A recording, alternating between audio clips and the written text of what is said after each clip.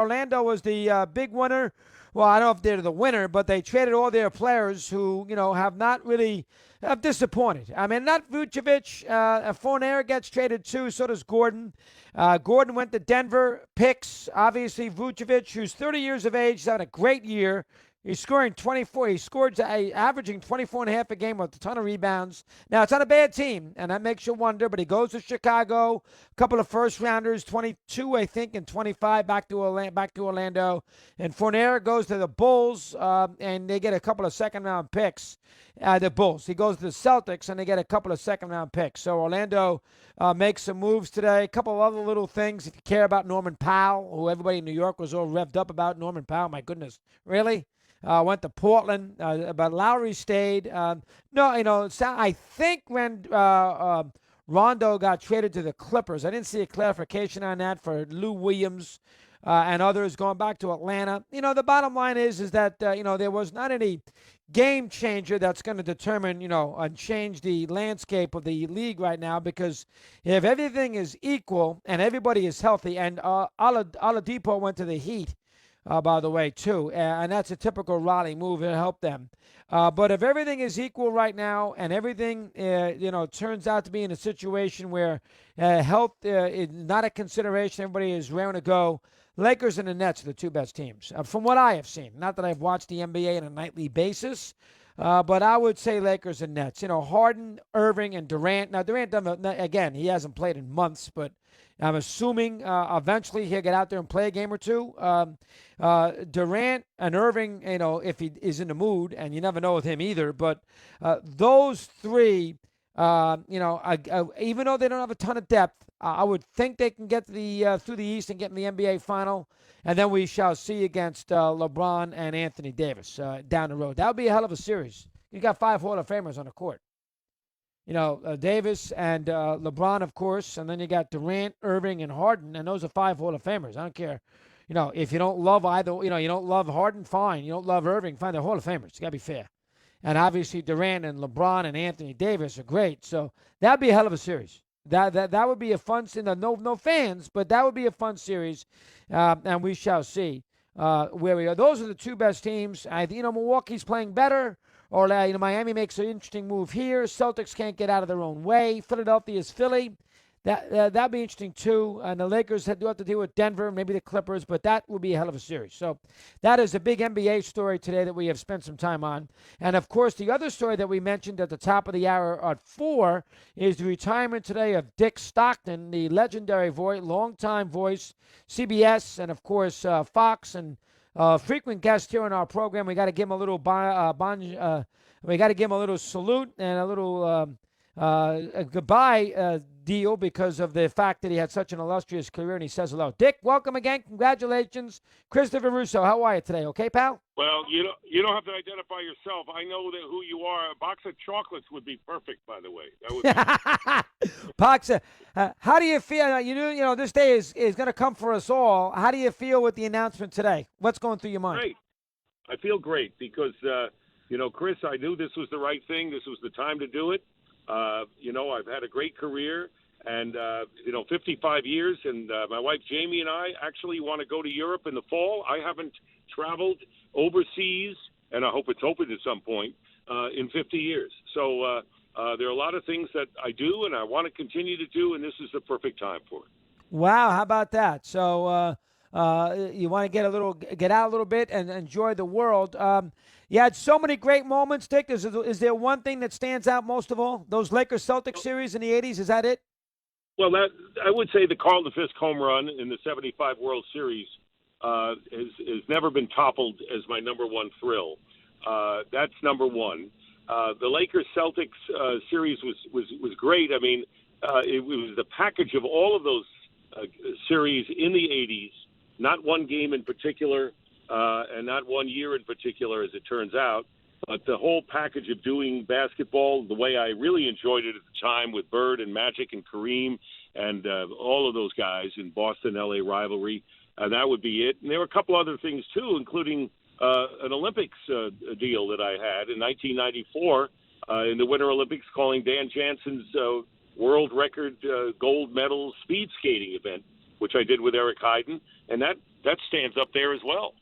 Wow, how about that? Was that the one in, where was that? Is that the one in Calgary, Dick? Where was that one?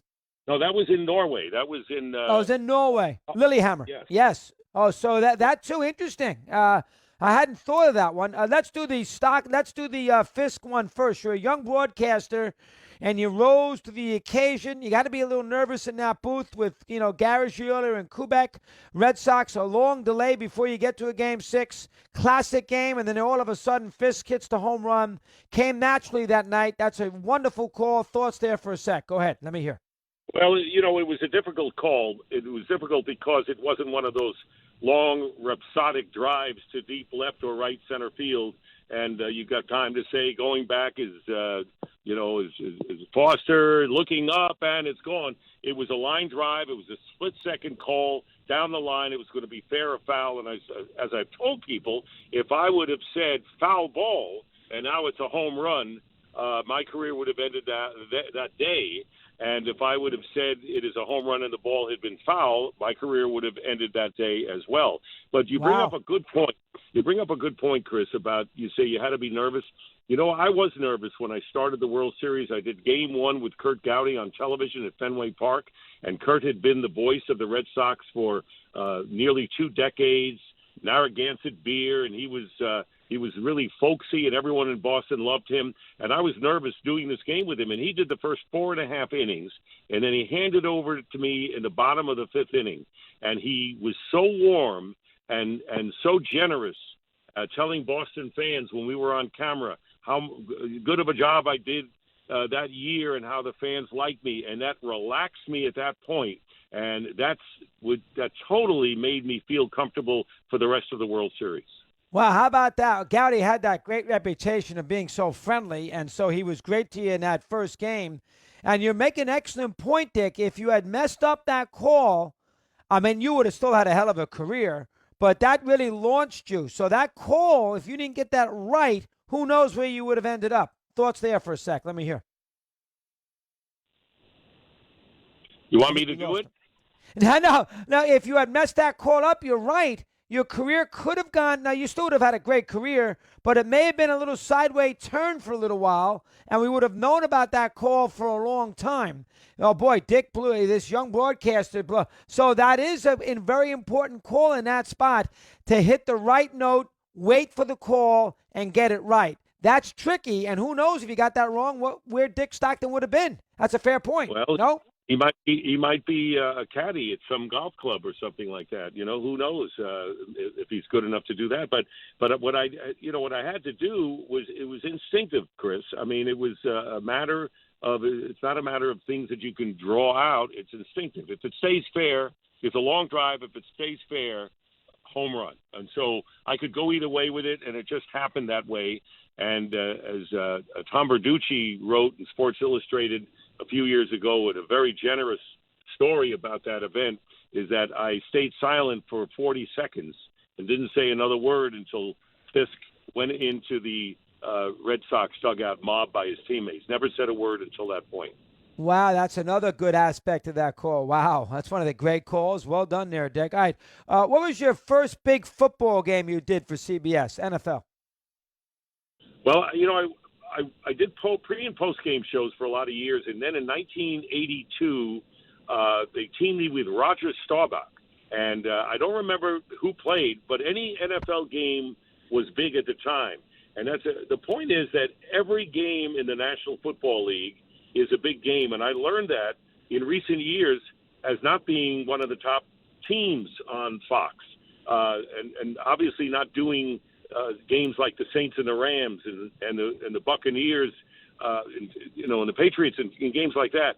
So what I learned growing up. I was a New York Giants fan as a youngster, and they were not good at the time. And in 1954, 55, whatever it was, they'd be like 3-8. And if they won the next game, I was happy because fans want their team to win the game regardless of the record. Now, when you talk to fans who only care about who's going to go to the Super Bowl and playoffs, it's a different story. But most fans in most cities don't have that situation. So every game is important. And these teams practice all week long, Chris. They could be 5-5, and they're not going anywhere. but they practiced to win the next game. And so, to me, the fan who was watching that game that wanted his team to win was centermost for me. So it didn't matter about a big game or not. But I don't remember actually the first game I did. With Staubach, I know you were at the Willie Mays catch game as a young kid. You were at that. You told us that back in May. You were at that 54 game when Wirtz hit the ball to center field, right, Dick? Yes, I was. And all the action was before the game until that. Well, there was some stuff during the game. Obviously, it was tied at the time.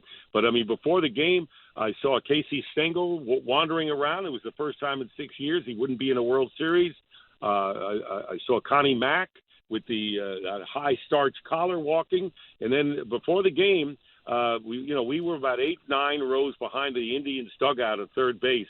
And my father was sitting next to me, and he looked behind me and then looked at me. He says, I want you to turn around when you get a chance and see if you recognize who that gentleman is, because there were photographers taking pictures of me.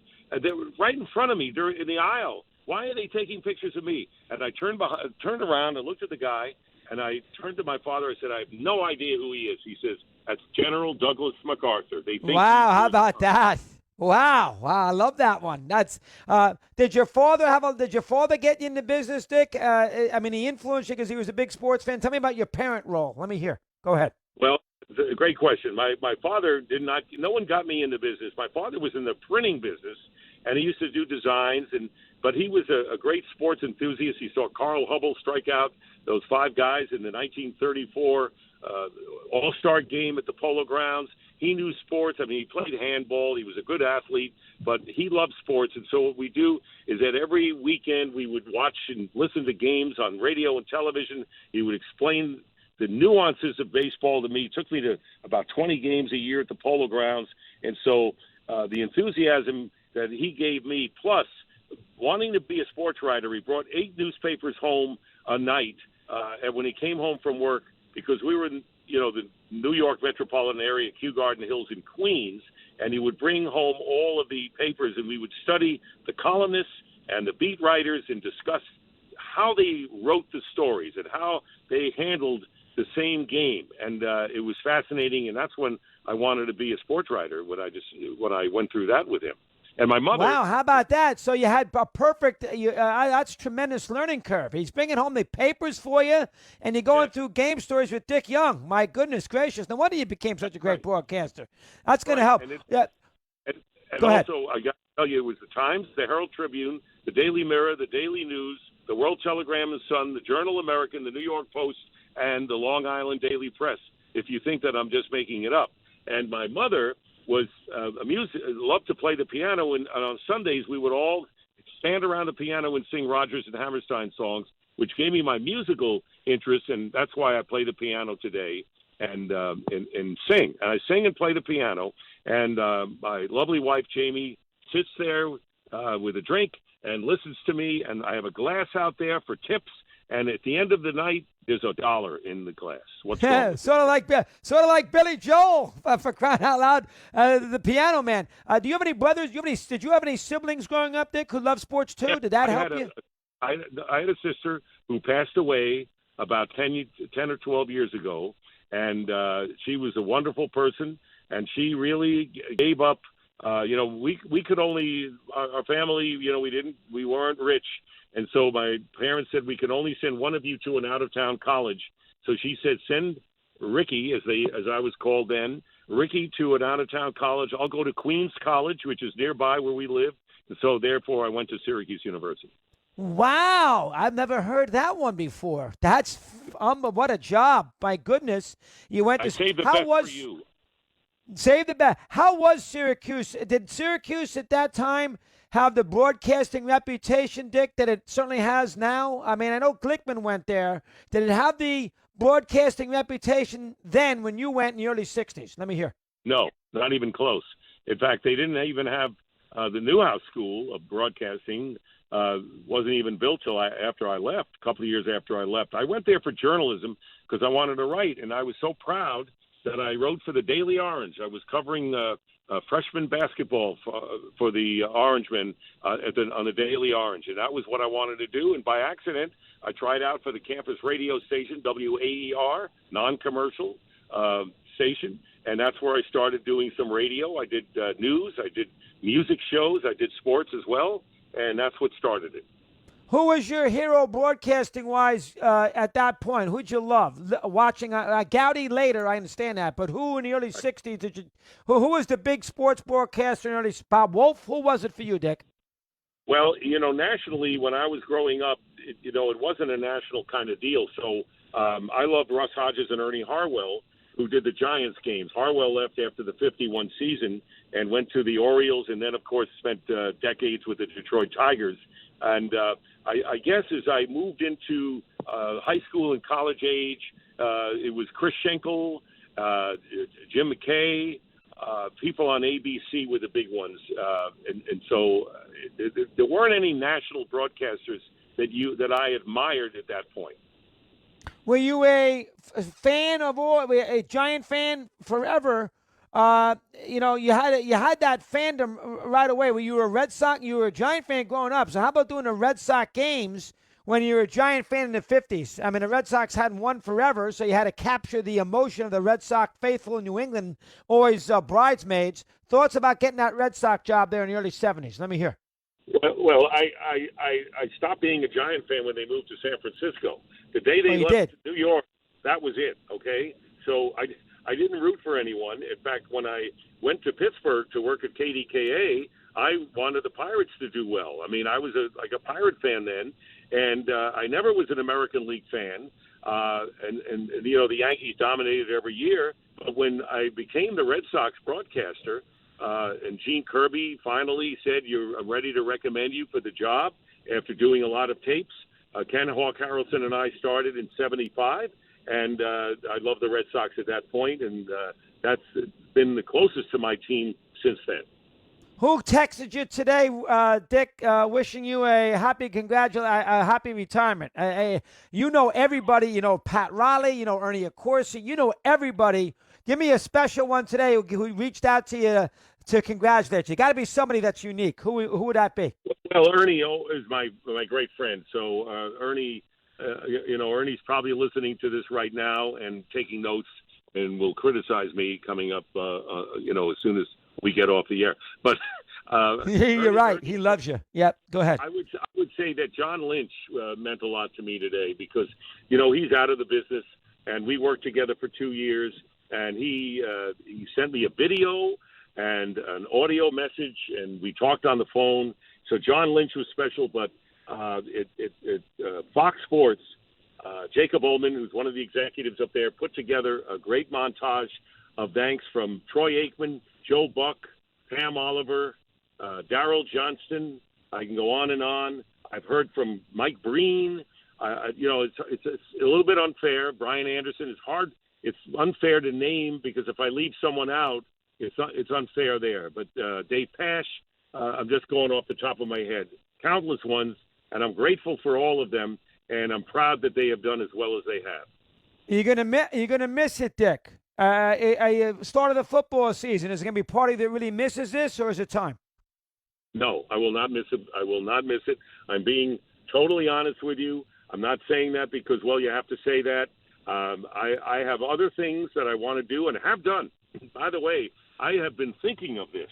This is not something that when this season ended, I looked and I said to my wife, I think this is going to be it. And she said, whatever you want to do. If you want to go on, you go on. So there's no pressure from anywhere except that I know that I would rather be with her and I'd rather be playing tennis, golf, and going out to dinners and having maybe a cocktail if I want to do that before dinner on the weekends, which I haven't done, and maybe traveling to some foreign country in the fall, which I have not done in 50 years. I think it's time, and I'm looking forward to it, and I feel great.